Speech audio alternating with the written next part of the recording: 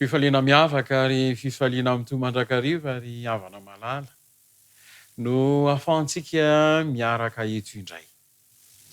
Nomen'Andriamanitra fahasalamana ny tenako a, nomen'Andriamanitra fahasalamana ihany koa ianao a, ka dia arabaina amin'ny fomba manokana, arabaina feno firarian-tsoa ho antsika mianakavy. Pasteur Samabany miaraka aminareo, dia izany firariana sy fitahiana avy amin'Andriamanitra izany no tiako ihany koa ho hitoetra ao amin'ny fiainantsika isan'andro isan'andro. Hiaraka hivavaka isika ary havana malala.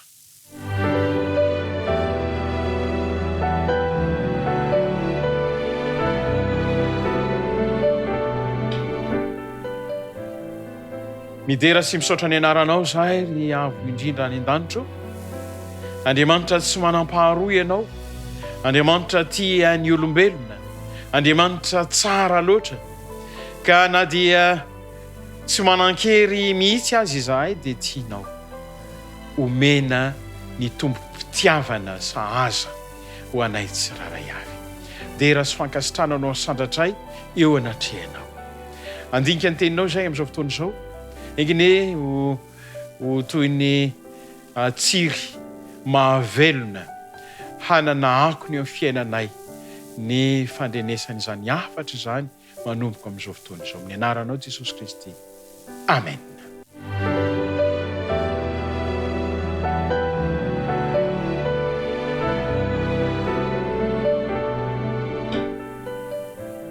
Mihevitra ho iza moa ianao.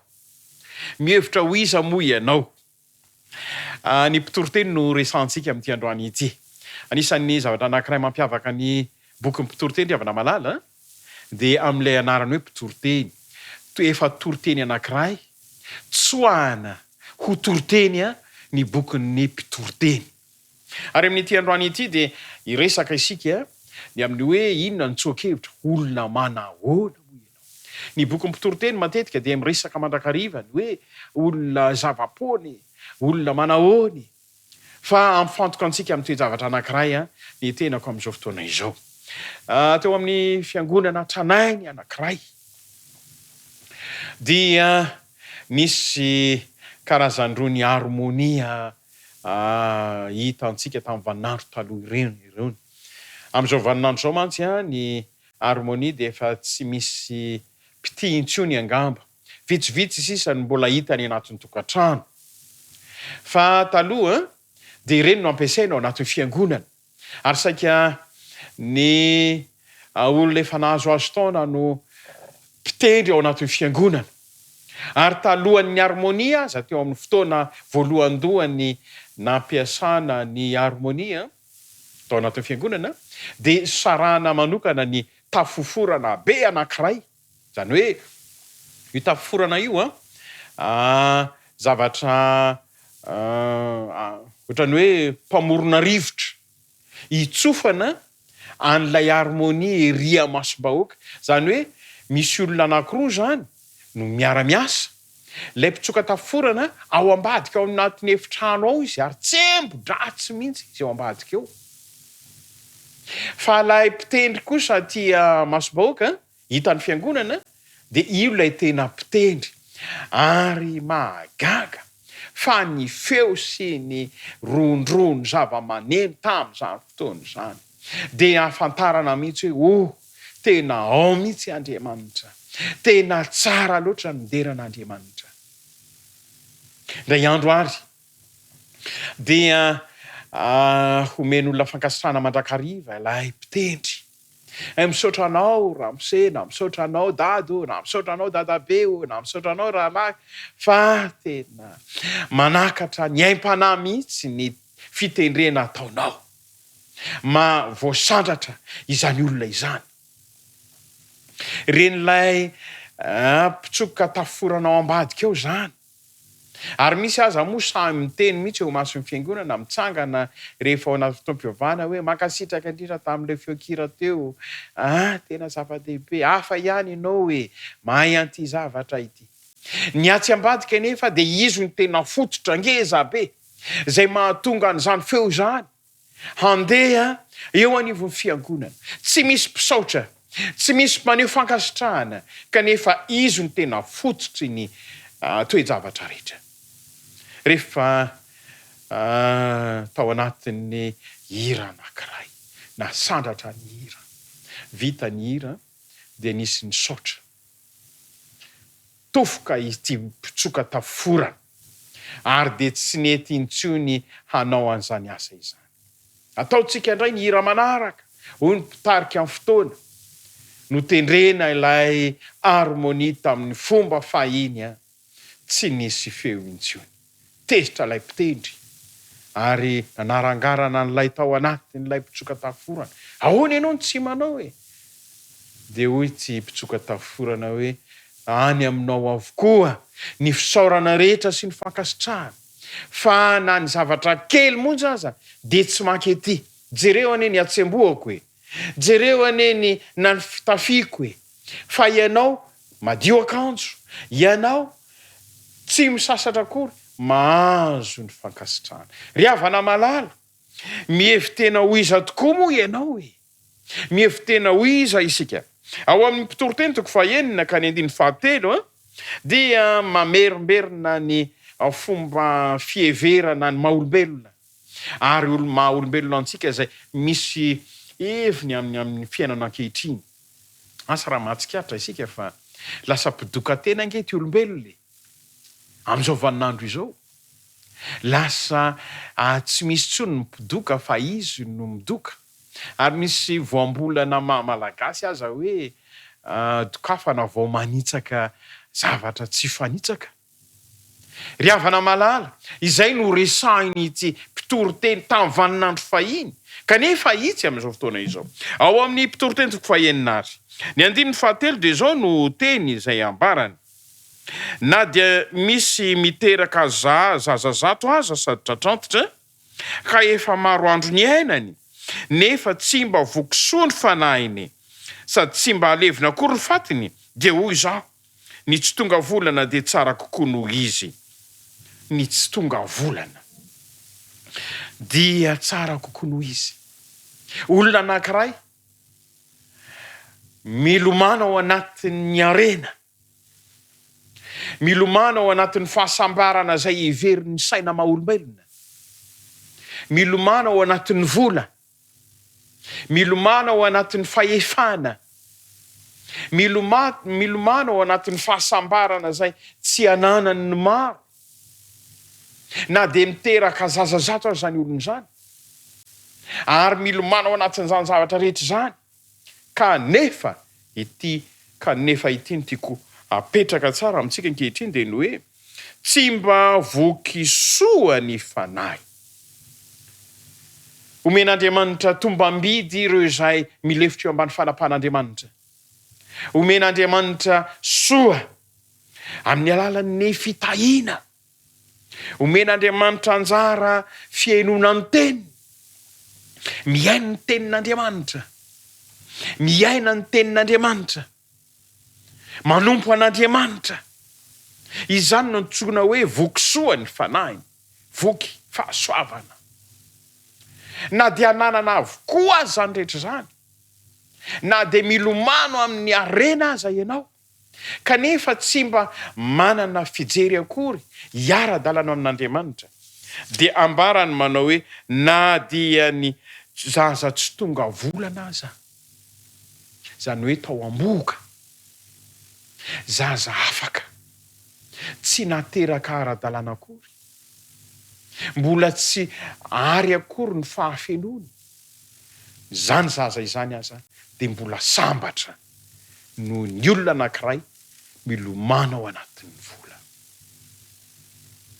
milomana ao anaty fahasambarana izay tsy arahany amin'Andriamanitra. Ry havana malala amin'ity androany ity, dia tiako ny mamerimberina fa ny lalana izay izorantsika amin'ny vaninandro ankehitriny, mialohan'ny katona ny varavara-pahasoavana dia ny hahafahanao hiditra ny an-danitra tsy ho ela, dia ametrahan'Andriamanitra marika anankiray izay anavahana ny olona izay tsy andova fiainana mandrakizay. Esorona mihitsy ireo izay manobatoba ny fiarany amin'Andriamanitra, ireo izay tsy te hilefika eo ambany fanapahan'Andriamanitra. Ny teknôlôjia ankehitriny dia miazakazaka, ary mahagaga aza fa misy teknôlôjia izay tsy eritreretin'ny maha-olombelona mihitsy no hita ankehitriny. Ary dia afa-po ny tanorantsika mahita an'ireny zavatra ireny ka mieritreritra ny hoe afa-po. Ny fahavelomana zany dia fananan'ireny teknôlôjia sy ny fitaovana milina lafo vidy ireny ry havana malala. Ny tsy tonga volana aza dia mbola manana fahasambarana noho ny fisian'izany olona zany tsy mety voky fahasoavana avy amin'ny alalan'ny fiarana amin'Andriamanitra ny fanahy. Ity fiangonana misy antsika ity ry mpiaino malala dia mamolavola olona handova ny lanitra. Handova ny lanitra izao sy ianao. Tadidiko feonkira anankiray izay tsy horaiko ankehitriny fa ny tonony no resahako, ary mino aho fa ireo ray aman-dreny izay niaraka tamin'izany izay nanabe anay tamin'ny fotoan'andro tamin'ny fahakelezanay mantsy, dia nisy an'izay tononkira anankiray izay mba fatratra mihitsy re, mba fatratra mihitsy ity fiangonana ity, fa teto no nanitsy ny toe-piainanay. Taranaka voafidy isika tsy raray avy. Ity fiangonana ity ry havana malala, ity taridalana miaraka amin'Andriamanitra ity, ity tenin'Andriamanitra ity dia nomena mihitsy mba hanamboarana anao, hanamboarana ahy mba homendrika ny lanitra. Fatratra loatra ity fiangonana ity. Eto dia mirehare amin'ny tenako eto ampitondrana an'izany hafatra izany, fa soa ihany fa tafaraka mahalala ny fahamarinana, ary tsy hiala ny fahamarinana mandrakizay. Enina hatramin'ny farafofonaiko aza ry havana malala, tsy hiala amin'ity fahamarinana ity mihitsy aho. Zany mba voatiko, ary mba faniriana lalina ho ahy ihany koa mba ho toy izany ianao. Na manahoana ny fiainana, na dia mangiry firy aza ny lalana ho diavina tsy ho ela, na dia hisy zavatra mafy indrindra aza, dia tsy hiala amin'Andriamanitra izao sy ianao. Izany mamolavola ny fiainantsika tsiraray, fa mihevitra ho iza moa ianao e? Ny fananana n'izao sy izao ampelantanana ve dia hanombanana sy hanakalozana fa tsy tokony handova ny fiainana mandrakizay? Ohatra ny latsa-danja ny fananana an'Andriamanitra, ny amin'ny tsy firehana, ny amin'ny fanatonana an'izao tontolo izao. Eo amin'ny andiny faharoa eo ambony kelin'izay dia izao ny fanambarana. Olona izay omen'Andriamanitra vola mankarena sy voninahitra ka tsy misy tsy ananany ninninona noho ireny, nefa tsy omen'Andriamanitra fahefana hinana amin'izany izy, fa olo-kafa no homana azy, zava-poana sy ratsy mahory koa izany. Manana fahefana, manana harena sy voninahitra. Ary magaga amin'ity harena ity mba hatopazo anie ny saina ry havana malala, fa arakaraka ny tombon'ny harena mabe mpihinana. Mivangongo eo anatrehanao avokoa ny mpihinana rehetra, fa rehefa lany ny harena tsy hita daholo ny mpihinana. Ry fiangonana malalo, aza takalo amin'ny fahasoavan'Andriamanitra ny fanananao, ny ninona ny fanananao. Fa ity ihany ny fanarahan'Andriamanitra amin'ny fahafenony iarahantsika lalana amin'Andriamanitra manomboka amin'izao fotoana izao, dia anjaran'Andriamanitra no sisa rehetra. Ny faniriko amin'izao fotoana izao ho tanteraka amintsika ny fitahin'ny lanitra rehetra, ary ho afa-po ny amin'ny fahazahoana antoka fa ho voavonjy izao sy ianao.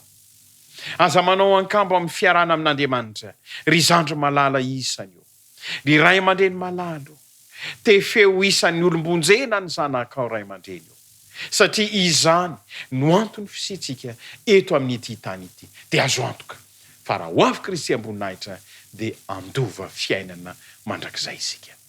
Fahasoavan'Andriamanitra ny fitahinany ho amintsika mianakavy. Iaraka hivavaka ary isika.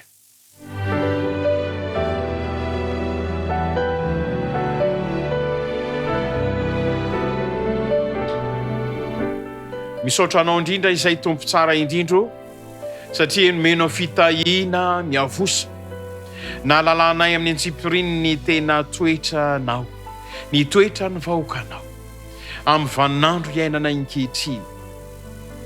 Sakodiavatra izahay ny hanonjy eo amin'ny fanarananao, satria efa nanobatoba lalam-piainana izay tsy araky ny sitraponao mihitsy. Kanefa amin'ity androany ity dia manetry tena indray mba hiara-dalana aminao amin'ny fahafenony. Raketo ao am-ponay, raketo ao an-tsainay, izany afatra miavosa izany mba nanana anjara fitahiana avy aminao. Ombanao anay amin'ny anaranao Jesosy Kristy. Amen.